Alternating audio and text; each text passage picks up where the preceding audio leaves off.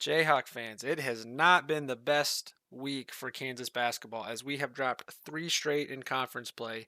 And with the season looking like it's quickly coming to a crash and burn, what is my true level of concern moving forward? We discuss that and preview the Kentucky matchup next.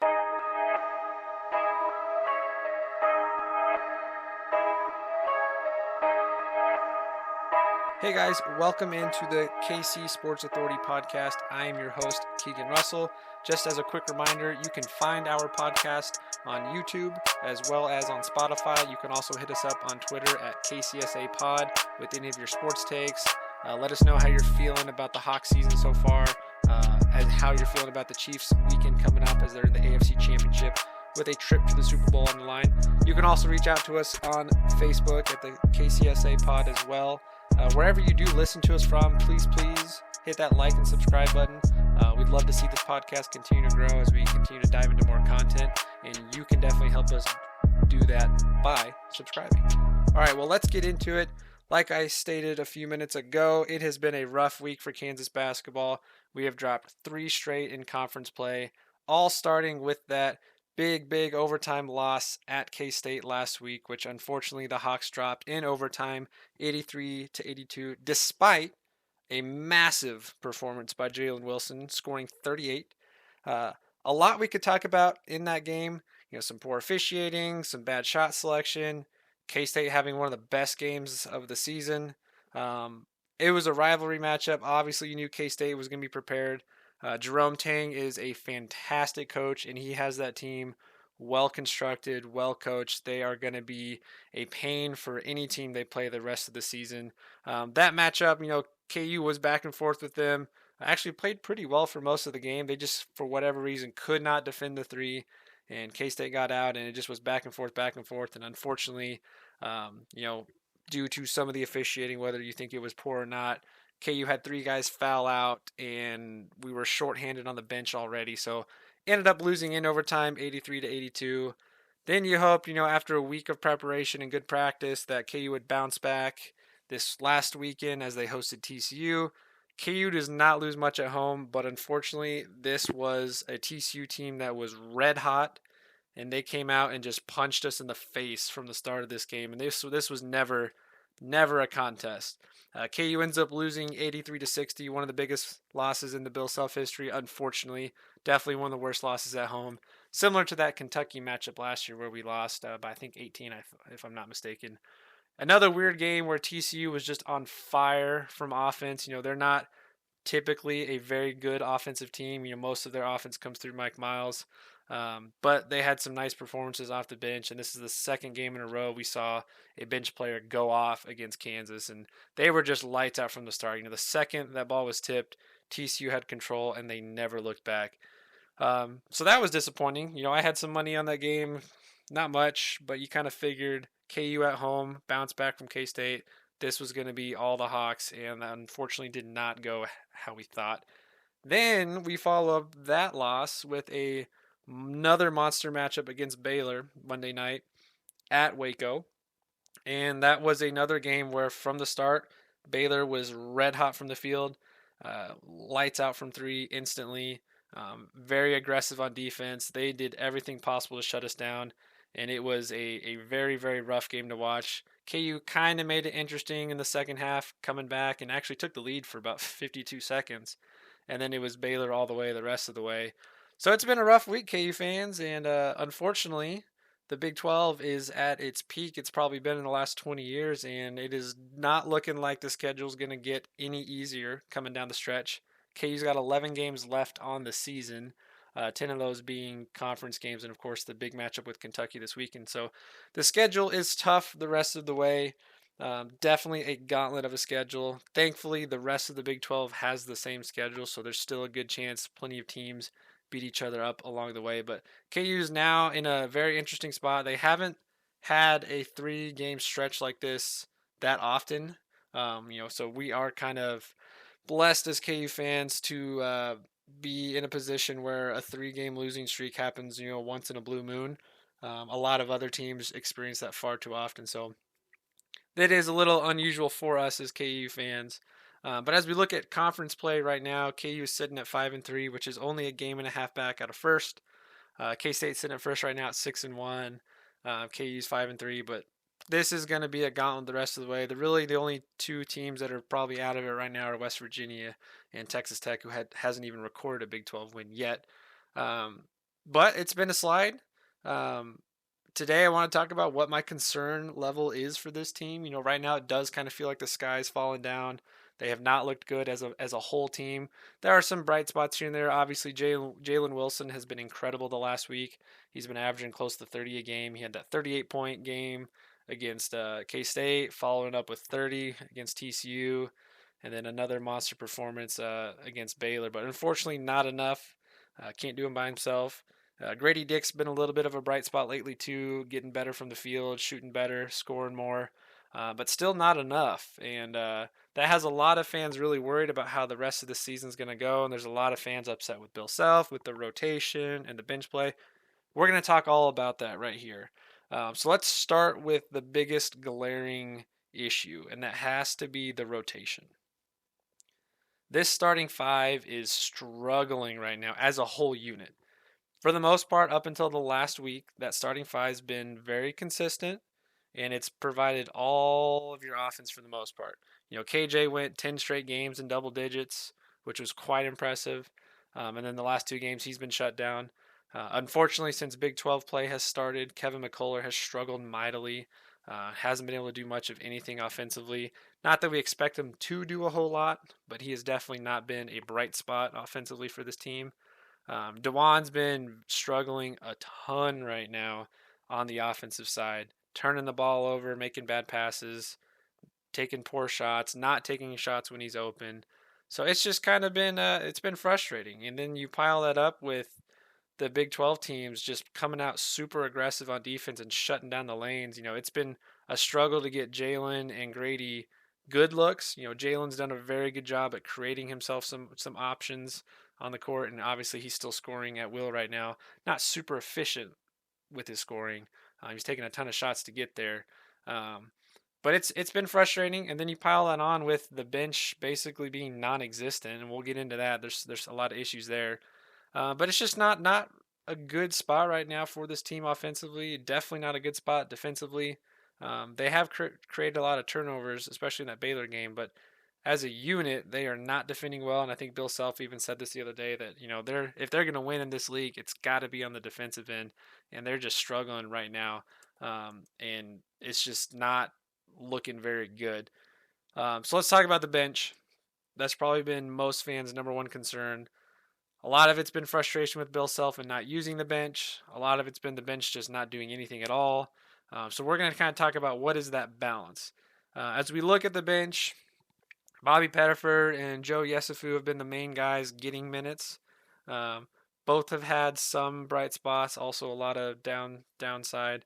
Yesufu's probably impressed the most the last couple games, but it hasn't really been anything that's impacted the game from a position of need. So it's been a struggle there. Bobby Pettifer really hasn't done anything offensively. He hasn't really done anything offensively all year. Just had a couple moments here and there. But it's been frustrating. And then you pile that on with there's been no presence in the paint. KJ's getting about 30 minutes a game. Unfortunately, he's been in a lot of foul trouble lately.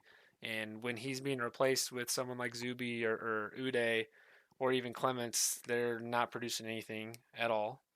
And then to pile on top of that, MJ Rice, who can barely even find the court to begin with, when he does get some minutes, he is struggling as well. Turning the ball over multiple times a game, not getting any looks offensively, hasn't really found a rhythm at all. All that has put together one of the worst benches in the league right now. Self has talked about how this bench is probably the weakest he's ever had. I, for one, kind of think there is some good depth to this team. We just haven't seen it. If you've watched Bill Self over the last 20 years, he's never really gone to his bench a whole lot for meaningful minutes. Once you get into conference play, that rotation usually dwindles down to a 7 to 8 man rotation anyway. But that bench, they got to do something. They got to pick it up. Otherwise, this is going to be an ugly, ugly last couple weeks of the season. Someone's got to step up on there. So let's talk about that. I'm not going to speak for Bill Self. Obviously, he is a tremendous coach, and he's going to figure out how to right this ship. Um, but my level of concern moving forward right now is probably about a 6 or 7. My concern's more in the short term. I'm not as worried long term. I think long term Bill Self will figure this out. He's a tremendous coach at making adjustments. He will get them playing back to the way they need to be as we get into February, March, in a Big 12 tournament play in the tournament after that. January's usually been a month that KU struggles. It's classic every year. Bill Self throws out that this team is soft, or they're terrible defensively, or they can't rebound, or they can't buy a bucket. All of that is present right now. But again, I'm really only concerned in the short term. You don't want 3 games that turn to 4 games, that turn to 5 games, 6 losses here and there. That really destroys the season quick. Long term, though, I do feel pretty optimistic this team's going to pick it up. Bill Self is a tremendous coach, and he's going to find a way to make the adjustments. Really, I think the frustration for me is not getting guys enough minutes, because it's clear that this team is pretty gassed right now. They've played 3 monster games in less than 8 days. The starters have played a ton of minutes.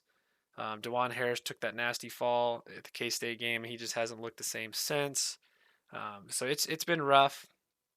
And of course, it doesn't get any easier down the stretch here with that big matchup at Kentucky this weekend, which we'll get into here in a bit. And then, of course, the rest of the Big 12 gauntlet. So let's talk about the bench a little bit more here. What do I hope to see moving forward, and what do I think is going to happen? What I hope to see, which is where we'll start, I hope to see one of the 3 to 4 big men on the bench get some playing time. Right now, Zuby and Ernest are both averaging less than 5 minutes a game. Same with Clements. Cam Martin hasn't even been able to get on the floor. I think he tweaked his shoulder a couple weeks ago, so he's still out and not dressing for games right now. But I want to start there. One of those bigs has to get some playing time. KJ has been pretty good for most of the year, but now that we're going up against bigger teams that have, the 6'9", 6'10", 6'11", 250-pound guy in the paint, KJ's just not tall enough and lengthy enough to consistently match up. He's still a great defender. He's got a lot of strength and a lot of hop, but I don't think he can keep up the 30 minutes a night and give us the same production he was a couple weeks ago. So one of those guys needs to step up. To me, I think the body of those 3, it's got to be Ernest Udeh. He's got the most length. Zuby's probably showed the most defensively so far, but I think Udeh has a little bit more athleticism once he gets in rhythm. But really, one of those guys has to step up and starting with defense and rebounding.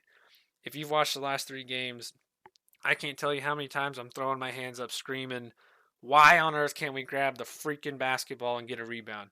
Especially that Baylor game. They had so many offensive rebounds because KU would tip the ball and they wouldn't grab it. There were several times, you saw Yesufu go after the ball and he would just lose it. Even Jalen, who's probably our best rebounder, still couldn't capture everything. So rebounding is definitely a strong emphasis point for me moving forward, and it's got to be from the paint.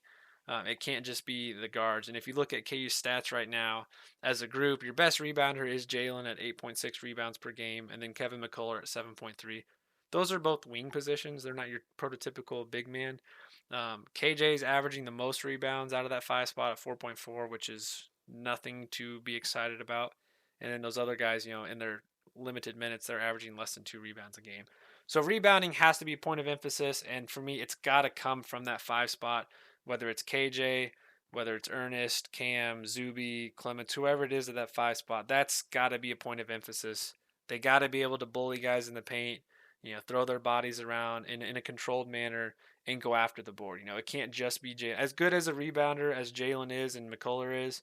It's got to be the big guys that are controlling the paint. And, this year it just happens to be that year where we don't have that prototypical 5-man who's doing the dirty work on the glass. And that's where it's got to start. Then after we start getting those rebounds, those 5-men also have to figure out how to defend the other team's 5-man. Now that we're getting into these bigger teams, bigger 5-man guys, there's got to be a good rotation on our side that can handle them defensively, can compete with them, can slow them down, bully them around, push them around, do something. Because right now, KU's paint presence is pretty much non-existent. Jalen's probably been the best in the paint offensively, but we can't just rely on him to go for 30 every night and hope for the best. Um, then we shift to the guards. Pettiford has been struggling, I think. He's had bright spots where everyone says he's the future point guard, the next big point guard at KU. But there's been plenty of times where he's just done nothing. He's not a great defender. He's got a nice little bit of burst, but I think he's just not finding himself in the right spot. He's not being very assertive on the offensive side. There was a drive against Baylor where he had an open shot, didn't take it, drove to the paint, didn't take the shot, instead tried to drive and throw the ball around to the outside, and instead picks up the charge. So he's got to do something offensively. Pick and roll, I don't know really what the answer is there. He doesn't seem to fit very well with the way we're trying to run things offensively. But he's definitely got to pick it up. Yesufu's been a little bit of a bright spot in his limited minutes. He's getting closer to 12, 13, 14 minutes a game. Not shooting great from the field, but he's showing a nice burst of speed. He's playing decently defensively, but he's looking to score a little bit more. And, I talked about that at the beginning of the year, that this year Yesufu has to look to get a shot, look to score offensively versus waiting for things to happen. So a little bit of a bright spot there, but he's definitely got plenty of room to grow. And I think he's the guy that probably needs some more minutes to spell DeJuan Harris. Harris isn't doing anything offensively right now. He's turning the ball over. And honestly, he's not doing a ton defensively lately. So I think Yesufu's got to be the guy to spare DeJuan a few more minutes until he gets right. The question mark that I think most fans are also frustrated with too is what on earth is going on with MJ Rice. Very talented, very athletic, maybe a little bit raw on his offensive skill set. Everyone talks about how he looks like a young Wayne Selden, prototypical NBA type body, good athleticism. Hasn't been able to crack the rotation. He's had a little bit of an injury concern. He's had some tweaks in his back the last couple of weeks, so he's been playing sporadically. But once he gets in the game, he's turning the ball over and he's just not getting a rhythm, and that's causing him to average less than 10 minutes a game. So he hasn't made an impact at all. I think he is one of the most important pieces on the bench just because of his athleticism. I do think if he is healthy, these last 3 games could have been 3 games that his athleticism definitely would have helped. Baylor was running all over the court. I think if MJ was out there with his length and longer arms and athleticism, he could have slowed down Flagler and Cryer a little bit. I don't know what's going on with MJ. I think everyone's concern right now is why won't Bill Self give these guys minutes? And I was listening to another podcast this week talking about why we don't see more minutes out of the bench, and I think that podcast did a great job talking about why Bill Self doesn't go to his bench. When you're this late in the season, there's only so many adjustments you make. There's only so many opportunities you give guys, because the rest of the offensive unit and the defensive unit with the starting 5 have been playing together so much that you don't want to destroy their rhythm and their routine and shake things up for them when they're all used to playing together.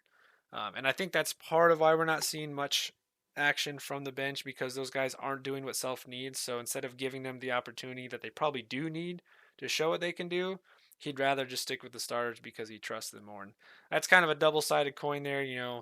How do these guys do what Bill Self needs unless they get the opportunity? But when they do get limited opportunities, they're not doing enough to showcase what they can do. So Self's just electing to stick with what he knows. A lot of people do think that's one of his downsides as a coach. It might be. I think this roster this year is just a little bit tougher to coach. Doesn't have all the right pieces that we're used to. But he's got to do something. He's got to give these guys some opportunity to get out there. And I think MJ is the guy that needs the most opportunity because he is talented. He can score. He can drive the lane. He can cut to the basket. He's got a ton of athleticism. I think we got to find a way to get him more involved and push the pace with him and Yesufu, especially if Grady's having an off night or if McCullough, is struggling like he has been lately. So MJ's my biggest question mark on the bench. What are we going to see from him coming down the stretch?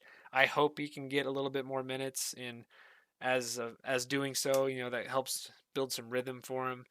But the bench has been abysmal, and there's no way this team wins the league without something coming from that bench, because this Baylor game, they had 2 points off the bench, and that's awful. Not that the starters did a whole lot to help out outside of Jalen and Grady, But we got to have a bench that can score 10 to 15 a night, play solid defense, and go after the boards. If we do that, I think we have a good fighting chance. Now, all that being said, Jalen is playing at an incredibly high level. He's averaging over 21 points a game. He's on pace to have the best offensive season Bill Self has had for a player since coaching here, just ahead of Ochai's season last year and Frank's senior season as well. He's been incredible. He's not shooting super efficiently. He's averaging about 43% from the field. He's taken a ton of shots, which honestly KU needs because he's been their main source of offense. I think Jalen's been aggressive, getting downhill, getting to the paint, getting to the foul line, where he's shooting about 78% from the free throw line. His 3-point shooting numbers aren't great. He's shooting about 34%, but I don't think we'd expect him to be much more than 33 to 35. I think the big thing there is he's just got to take good open threes. He shouldn't force some threes like he's done the last couple of games. But he's been a huge bright spot, and obviously the offense runs through him. He's going to be the main priority, trying to attack the paint. Definitely is better in transition, and I think the Hawks are trying to do what they can to get back into transition because that's when they're really at their peak. And I think we saw that the first couple weeks of the season, the first week of Big 12 play. When they can get in transition, they're pretty hard to stop. But Jalen's going to continue to do what he does. He's an All-American, first-team All-American candidate right now. He's a Wooden Award candidate, National Player of the Year candidate. His top 3 in pretty much every single one of those. Still is plus money. If you're a betting person, you can still get him at plus money. He's got a lot to continue to do because Zach Edey's having an incredible year for Purdue. But I think Jalen is deserved of that spot, and I think he's going to continue to showcase that he is a National Player of the Year candidate down the stretch. Now, Grady Dick's kind of had some issues here in Big 12 play. Teams are face guarding him. They're not really giving him any open looks. The last 2 games, I think he's tried a little bit more to be aggressive and find his shot and get open. The Baylor game definitely was impressive. He scored over 20 points and shot, I think, 8 for 13 from the field. So that's been good. Still need to find ways to get him in rhythm and get him more open looks because when he's not there, there's really no perimeter presence. Really, I think what's been the most frustrating part watching the last couple weeks is now that you're in these Big 12 games, obviously Kansas is a team that everyone's going to give them their best shot every single week. And this happens to be a year where the Big 12 is playing at probably an all-time level. We've got, I think, 7 teams in the top 25 right now. We've got 8 teams projected to be in March Madness as of now, and it could honestly be all 10 depending on how Tech and West Virginia play out. But 7 teams in the top 25, I think 3 in the top 10, 5 in the top 15, something like that. KU is going to be facing a high-quality team night in and night out. And unfortunately right now, KU is catching every Big 12 team at their best while we are playing our worst or average basketball at best. So that's not going to change, I don't think, coming down the stretch. Every Big 12 team is looking to fight off Kansas and push them out of the top. Kansas has held that top spot for so many years that we've just grown accustomed to finishing at the top. And this is a year where we're going to have to fight and scrap and claw our way back up there and figure this thing out. But teams have done a fantastic job guarding Grady for the most part. I think he's done a pretty good job in transition lately and trying to draw the defenders out and then attack the paint. He's had some nice backdoor looks and attacking the basket. And, of course, if he does that, he'll find himself at the free throw line a little bit more, too. But he's still shooting over 40% from 3, sitting at about 44, which is fantastic. Obviously the best shooter on the team, and we got to continue to get him looks. He needs to be taking, in my opinion, 8 to 10 shots from 3 a night that are good looks, not forcing them, but 8 to 10 threes a night in transition and in open shots there for us to have a fighting chance. KJ's been slowing down. I think teams are starting to figure out how to guard him better. They're putting more size in the paint, and he just doesn't have the same size to balance that. And because of that, he's struggled offensively. Still shooting fairly efficiently, about 63%. He's actually really improved at the free throw line lately and has done fairly well on the offensive rebounding side. But again, he's been struggling the last couple of games. Teams are playing him a little bit more aggressively. They're putting a little bit more size on him and kind of keeping him out of the short end of the court. So hopefully we can get him going again and kind of work the paint again, because I think this team is its best when they can attack the paint, get some looks inside, and then draw the defense in and kick out for a Grady Dick 3. Dewan Harris has been struggling, like we mentioned already. I think he and Kevin McCullough both need to take a little bit of time off. They're so good defensively, and that's why Bill Self leaves them out there, because they give them their best chance defensively to slow teams down. But they're minus right now. I mean, they're plus minus on the court right now is negative for both of them. So maybe Self goes away from them for a game or two to see what some other guys can do, or send a message to those two. They got to pick it up. All that being said, though, I do still think KU is going to win the Big 12. Again, if you're a betting person, they are, I think, plus 300 right now to win the Big 12. So pretty decent odds. I would take that bet. KU always finds a way to scrap their way to the top. And as good as this Big 12 is this year, each team's going to be throwing haymakers at each other, which means they're all going to be kind of that middle of the pack record. I think the winner of this league's probably going to still have 4 to 5, 6 losses, even though K-State's only got 1 loss right now. But everyone's going to start beating up on each other throughout the rest of this month and into February. So hopefully that plays our way into some favor as we go down the stretch. So my overall concern, like I said, about a 5 to a 6. Long term, maybe about an 8 short term. Definitely got to turn this around. We can't let a 3-game losing streak turn into 4, which is very possible, by the way, as we look at Kentucky this weekend. Kentucky struggled for a large part of the season, but they're probably playing their best ball right now. They are very hot from the field. Everything's running through Sheboy in the paint, and Sheboy is an absolute monster. This guy's averaging close to 17 points a game, 14 rebounds. This game coming up Saturday has everything written on it for Sheboy to have a 20-20 game. There's nobody on this roster that can slow Sheboy down. KJ's not big enough. Good defender, might have enough strength, but I think Sheboy's going to have his way, especially on the boards. This has got to be a game where we just throw every big man at him and just keep rotating and trying to wear him down and hope that Sheboy's inefficient from the field. But as we look at this matchup, Kentucky and KU, honestly, on paper, are almost dead even statistically. Both teams average about 76 points a game. Both teams are holding opponents to about 67 points a game. Both teams are shooting 46% from the field. Both teams are averaging just under 40 rebounds. Both teams are averaging about 16 to 17 assists, 4 blocks a game, 7 and 9 steals. So on paper, pretty even. But right now, KU is definitely not playing their best ball, and Kentucky is. So if you look at the matchup predictors across the board, Kentucky's listed as a 62% favorite to KU's 37.8% favorite.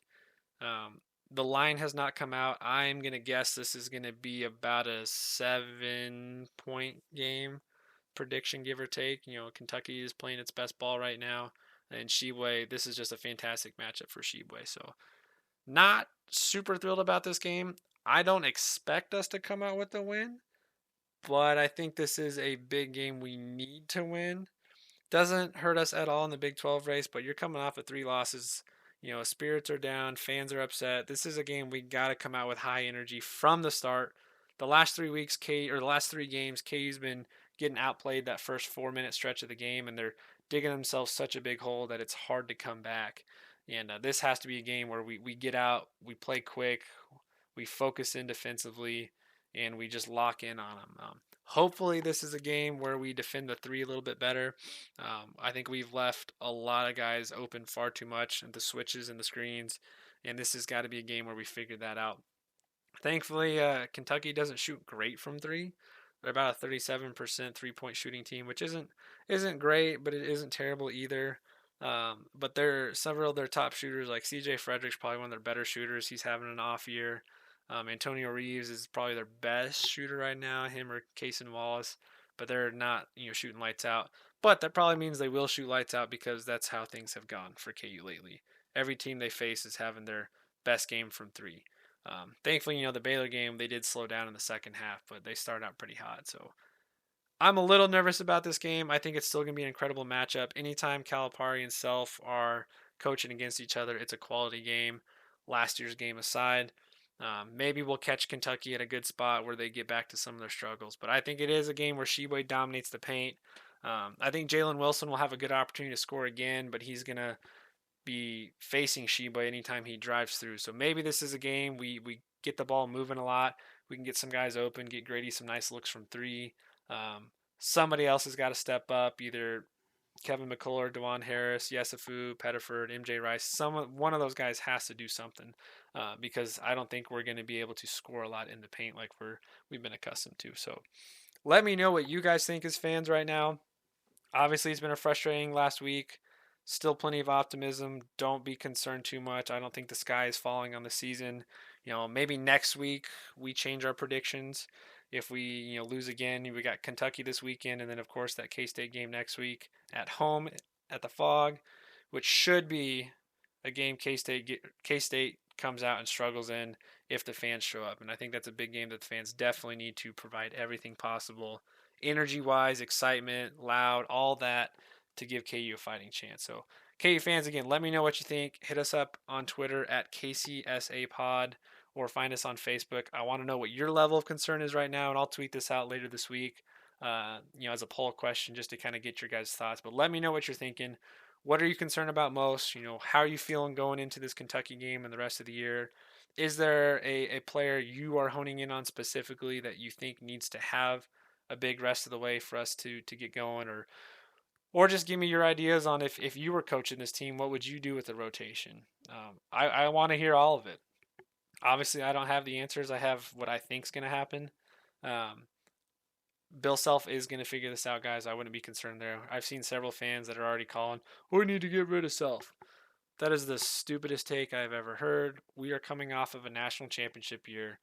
We are a top 10 team every single year. We are favored or co-favored to win the Big 12 almost every single year. This just happens to be a year where the Big 12 is the best conference in college basketball, and there is no debate about that. So as we come down the stretch, we got 11 games left. Me personally, I'm hoping KU goes about 8-3, 9-2. I think that'd be a great way to cap off the year.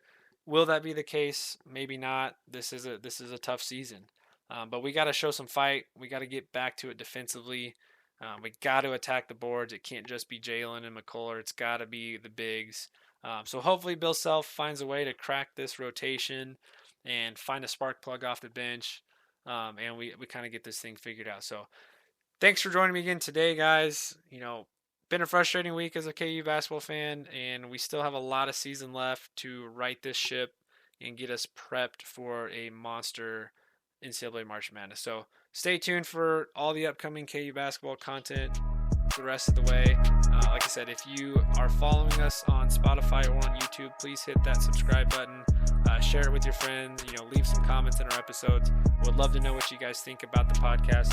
I'm slowly trying to work this thing up. I work a ton, so I don't have a lot of opportunity to jump on and do as many podcasts as I was hoping. But as we get closer to March Madness and the Super Bowl, we're going to try and pick things up. Spencer's going to be jumping back on with me here soon to do some NBA talk. We've got the NBA trade deadline coming up in a couple weeks, and we definitely want to talk a lot about some of the big moves we could see. My next episode is going to be a Chiefs preview of the AFC Championship with the Bengals. Again, I would love to know, Chiefs fans, your thoughts on this game. Can we finally take on the Bengals at home and beat them to go to the Super Bowl, or is Joe Burrow and the Bengals going to find a way to outlast us again?